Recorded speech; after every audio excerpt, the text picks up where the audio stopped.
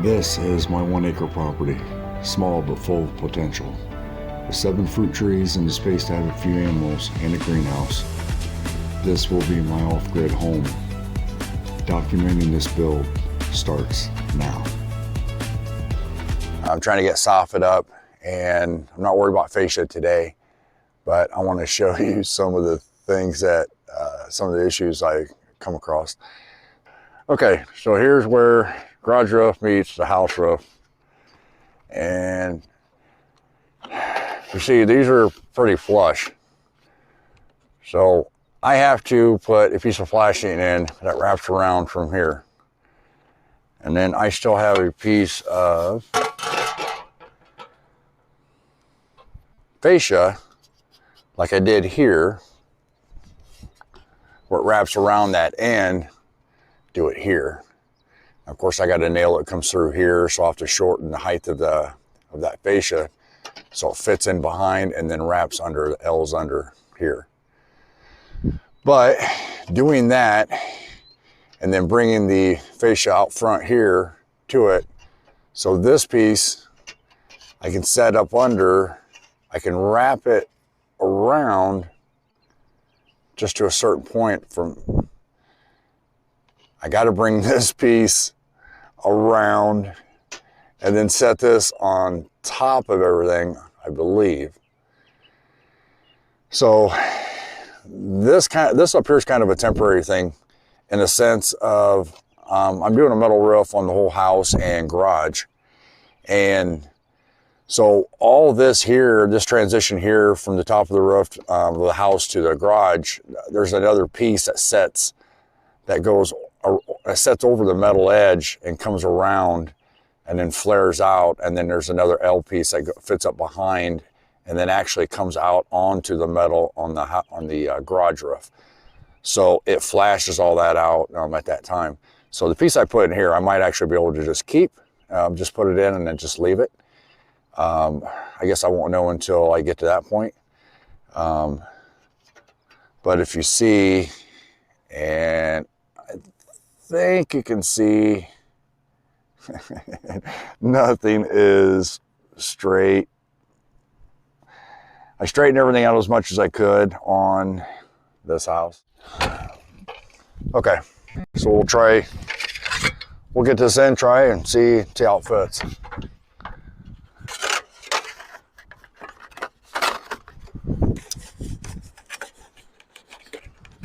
Just like that. And let me grab another piece of fascia.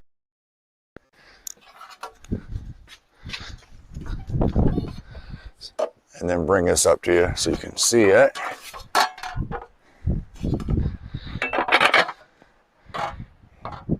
If the light will adjust.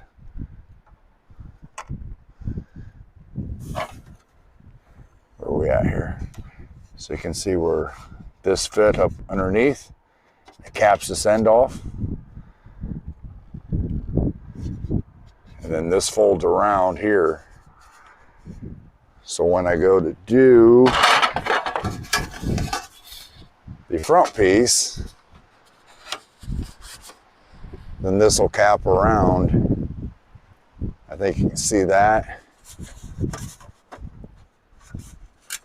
I quit moving the camera, and it'll cap around on that piece there. So now I have to address this up here before I put a full piece on up here. Okay, so for now, this is somewhat temporary until I get the metal roof on. Just trying to seal this up the best I can. So this is what I came up with for now. Cut that. I had to bend that at an angle. I think you can see that for the pitch of the roof. And then this will go up just like this. There we go.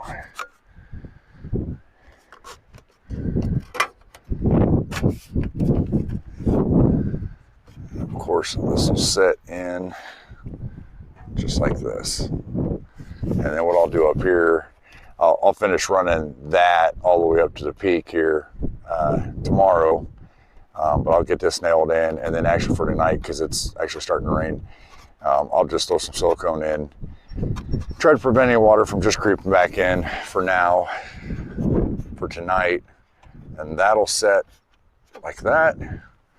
And then when I go to put the fascia on, then that fascia will set upwards of this. Now, actually this will be down just a little bit. So it'll be something like this. To help, I guess to help close that in just a little bit. Once I get the metal roof on, like I said, all this will be taken care of a lot better. And then right now I have that huge gaping hole. Some black silicone for now, just as long as I can keep any weather from getting in. The biggest thing is getting soffit and fascia in around this soffit, so I don't have any animals coming in. The fascia just to help the wood fascia from just completely deteriorating. It's still in good shape now. If I let it go for too long, it's not going to be. So for now, this will work. Like I said, it's a temporary solution. I still have, this gap in here and here. But when they put this roof on here a couple of years ago, I didn't do it, and they did it so fast. They just didn't pay attention. So if you ever have anybody do any kind of roofing for you, if you don't have any knowledge with it, have somebody that does pay attention to the details. Make sure they're doing it right, because you end up with stuff like this and stuff like that, which is just no good. So real quick, I'll walk you around. So this is the back of the garage. So the back of the house, back of the garage. You see where I did. So I have the cedar on the corners. I'll be doing that on the far side of the house as well. And then I already have the cedar up in the gable side. So I started prepping everything out for metal. I have my J channel, or actually, a Z-bar. The Z-bar up top here where the cedar siding sits on top. And then the metal will be able to go up underneath. I started putting the J channel underneath the Z-bar to catch that metal. This window I actually have to change out because it leaks. And then I'll get back here a little bit. So I'll give you an idea of what the rest of the house is actually going to look like. I already got the metal on the front of the garage. Of course, I'm building new garage doors. So that'll actually go here soon. Got a couple lights up. I got to get the other lights up here soon. And then the front of the house. So we'll get to that when we come around. Previous build, it's a double wide attached to a garage. But with the way the market is and everything right now, I'm trying to use what's on the house, fix what I can instead of buying new. If I have to buy new, I'll buy new. So when you're cutting your soffit down, it's aluminum soffit, so it's ventilated soffit. You'll get it in a long sheet, and depending on the width of your soffit here will depend on each section when you cut it. So when you cut it off, then they'll go end to end. So, but when you're hand cutting them, especially, I'll show. So you'll have this piece here. You can see it, and it crimps it. So with it being aluminum, it's super soft, and you just open it up a little bit, and it does that on both ends, of course. So when these go up, and it depends on, you can do it either way, but it's typically easier to do the tongue how do I say that? It'll be this piece here. It'll accept the tongue of the other side. So here's that piece, and then your tongue will fit. Let's see if I can see that. And then your tongue will fit right in there, typically. So they'll lock together and then nail them up. So we'll go through and I'll show you how easy these do go up. Once you get a rhythm going, it's just sliding that tongue in and then fitting it inside your F channel. So just like that. And then typically what I like to do is you have 2 recesses in each panel, and I'll put a nail in each one on the bottom edge of the fascia.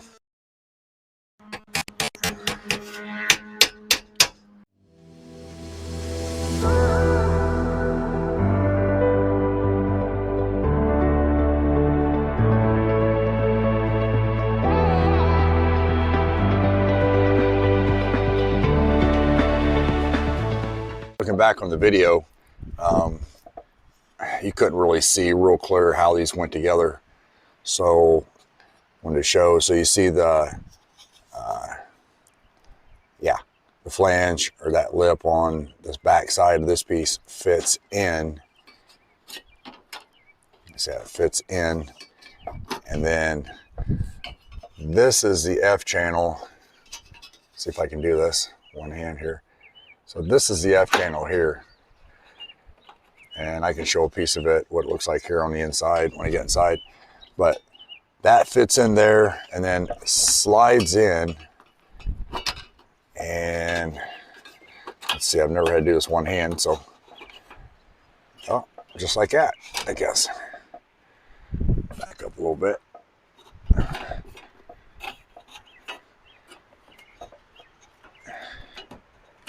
Just like that. It slides in that F channel, and then that F channel just keeps it from going anywhere. And then these are the 2 channels I was talking about here, here, and here. So you just set a nail there, set a nail there, and then that holds it rigid and then keeps that connected here.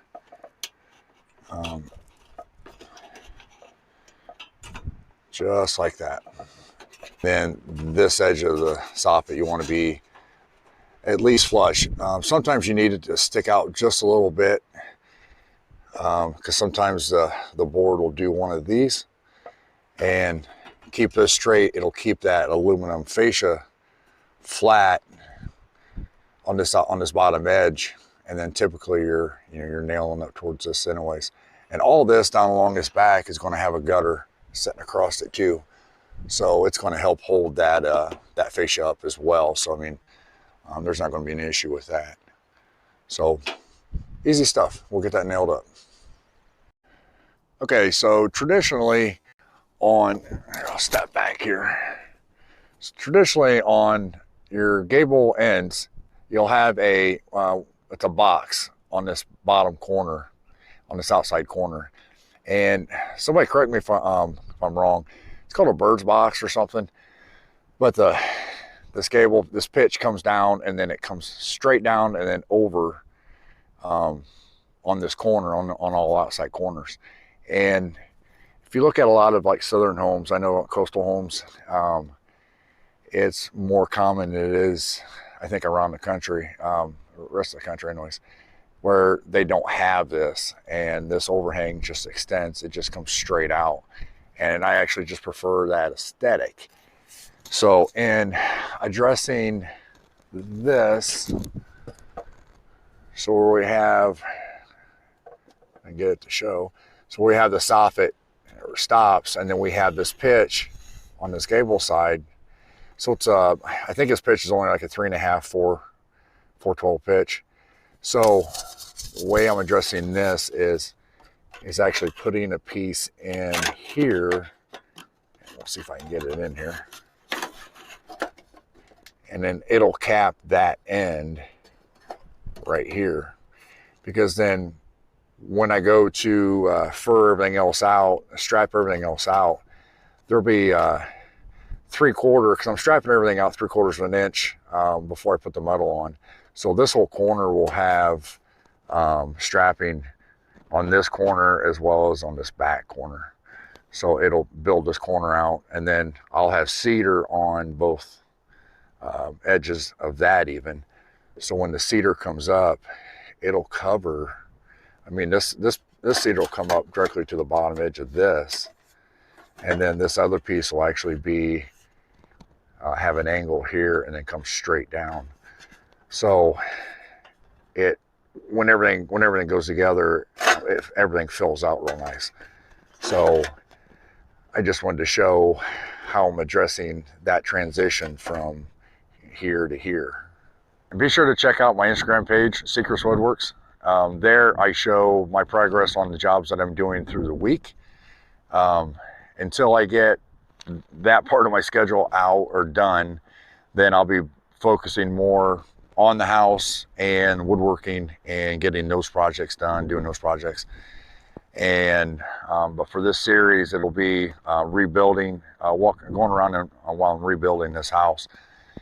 There's a ton of stuff to do on this. And then once I'm actually done with the house, which I don't think I'll be done with the house until later this year completely, but then I have a greenhouse I'm building, another lean-to that I'm doing for wood storage. Over here behind me, back here, I'll be doing like an enclosed area for like raspberries, mulberries, that sort of stuff. And enclosed, I mean, or at least fenced in, wired in, wire on top, try to keep the birds out as much as possible, and then all the other big animals anyways. So that'll be it for now, and I'll see you in the next one. Thanks. Your razor knife. Sharper the blade, the better. If a new blade, it'd be best. And score. Now this is, it works with metal too. Just a little harder, but it works well with aluminum. And then just score it a couple of times. You can stay in line. So yeah, I only scored it twice.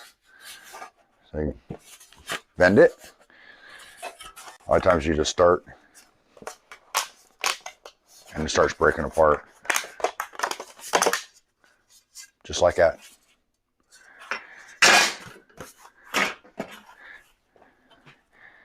And depending on how you score it, nice clean line.